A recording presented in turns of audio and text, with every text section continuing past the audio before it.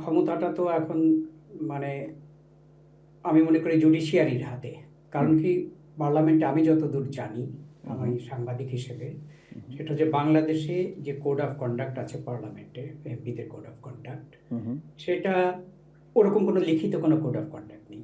Rules of procedure আছে, সেই rules of প্রসিজিওরের ভেতরে একজন এমপি পার্লামেন্ট ফ্লোরে বসে তিনি কি কথা বলবেন না বলবেন, কি আচরণ করবেন, কাউকে গালি দিতে পারবেন না তিনি, বা ইত্যাদি ইত্যাদি, এই ধরনের, হ্যাঁ, খুব জোরে কথা বলতে পারবেন না, যখন কথা বলেন তখন দাঁড়িয়ে কথা বলতে হবে, ইত্যাদি ইত্যাদি কিছু জিনিস আছে। বা তিনি যদি 90 দিন অনুপস্থিত থাকেন কোনো ছুটি না নিয়ে বা অনুমতি ছাড়া, তার মানে এমপিশিপ চলে যাবে, এই ইত্যাদি ইত্যাদি আছে। কিন্তু সেগুলো আপনার রুলস অফ প্রসিজিওরের ভেতরে। কিন্তু একটা স্ট্যান্ডার্ড, যে একজন এমপি তিনি যখন নির্বাচিত হবেন, জনপ্রতিনিধি হবেন, তখন তিনি সেই এমপি হিসেবে তার মানে সংসদের ভেতরে, সংসদের বাইরে, তার জীবন যাপনের ভেতরে, তার মানুষের সাথে তার আচরণের ব্যাপারে কি তিনি স্ট্যান্ডার্ড মেনটেন করবেন, এটা দেখার আসলে কেউ নেই এবং লিখিতভাবে কিছু নেই। এখন যেটা আছে, আমি যতদূর জানি, যে সংবিধানে কিছু বিষয় আছে, 66 ধারা সম্ভবত, সেখানে কিছু বিষয় আছে। নৈতিক স্খলন হলে এবং কারোর কেউ যদি আপনার কোনো অপরাধ করেন, বড় অপরাধ করেন, এবং তার যদি 2 বছরের বেশি সাজা হয়, তখন তাকে তার এমপিশিপ থাকবে না। বা তিনি যদি অন্য কোনো দেশের নাগরিকত্ব নেন, বা তিনি যদি দেউলিয়া হয়ে যান, তাহলে তার এই ধরনের কিছু, কিন্তু সেটা সেটা কিন্তু সংবিধানের ভেতরে আলাদা কোনো স্ট্যান্ডার্ড, যেটা আমরা অন্যান্য অনেক দেশে দেখি, বিশেষ করে আপনার ব্রিটেনে যেটা দেখি, বা ইন্ডিয়াতেও আছে, এথিক্স কমিটি আছে, তাদের দুটো দুটো আপনার সংসদের দুটো কক্ষেই কিন্তু এথিক্স কমিটি আছে, এবং সেখানে স্ট্যান্ডার্ড যদি ব্রেক করে, লিখিত স্ট্যান্ডার্ড আছে, এই আচরণ বিধি ভঙ্গ হলে তাকে তার বিরুদ্ধে শাস্তি দেওয়া যায় এবং তাকে সাসপেন্ড করা যায়। বাংলাদেশে এরকম কিন্তু কিছু নেই, সেটাই হচ্ছে সমস্যা।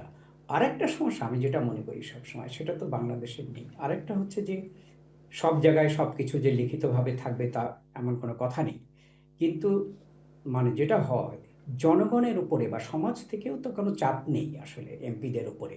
তিনি যে একজন এমপি হিসেবে একটা বড় মোরাল স্ট্যান্ডিং নিয়ে থাকবেন, তার আচরণ যে স্ক্রুটিনাইজ হবে মানুষ, সেটার সেই চাপটাও কিন্তু আসলে আমি দেখেছি যে এমপিদের উপরে বা পার্লামেন্টের উপরে একদম নেই। মানুষের কোনো এক্সপেকটেশন নাই যে তার নেতা, তার এমপি বা তিনি যে খুব বড় মাপের ভালো মানুষ হবেন, হ্যাঁ, তার অনেক নৈতিক স্ট্রেংথ থাকবে, খুব স্ট্রং মানে বেসিস থাকবে তার নৈতিক একটা।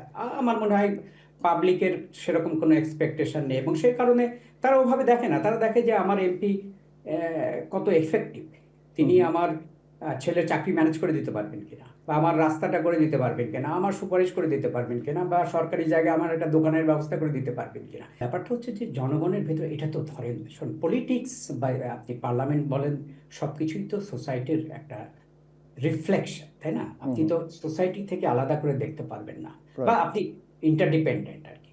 তো এইটা মানুষের হয়েছে কি, রাজনীতির উপরে, রাজনীতিবিদদের উপরে, প্রতিষ্ঠানের উপরে, সরকারের উপরে মানুষের আস্থা নেই। তো তারা এটাকে দেখে যে আমি আমার কিছুটা সুযোগ সুবিধা, ব্যক্তিগত সুযোগ সুবিধা আমি এখান থেকে পাই কিনা আর কি।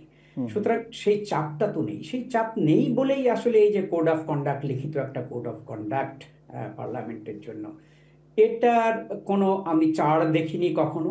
চেষ্টা হয়েছে আমার মনে আছে 91-এর ইলেকশনের পরে বা 96-এর ইলেকশনের পরেও আপনার সিভিল সোসাইটি থেকে ফেমা বলে যে প্রতিষ্ঠানটা ছিল, তারা কিন্তু বিভিন্নভাবে চেষ্টা করেছে। কিন্তু তখন আই ক্যান রিমেম্বার যে তখন তারা বিভিন্ন মিটিং করে এমপিদের ডেকে নিয়ে এসে যে এখানে এরকম একটা কোড অফ কন্ডাক্ট করা যায় কিনা পার্লামেন্টারি, কিন্তু তারা কোনো হালে পানি পাননি শেষ পর্যন্ত। কারণ মানে রাজনীতিবিদরা বা রাজনৈতিক দলগুলো সে ব্যাপারে তাদের কোনো আগ্রহ ছিল না, তো যার ফলে হয়নি সেটা।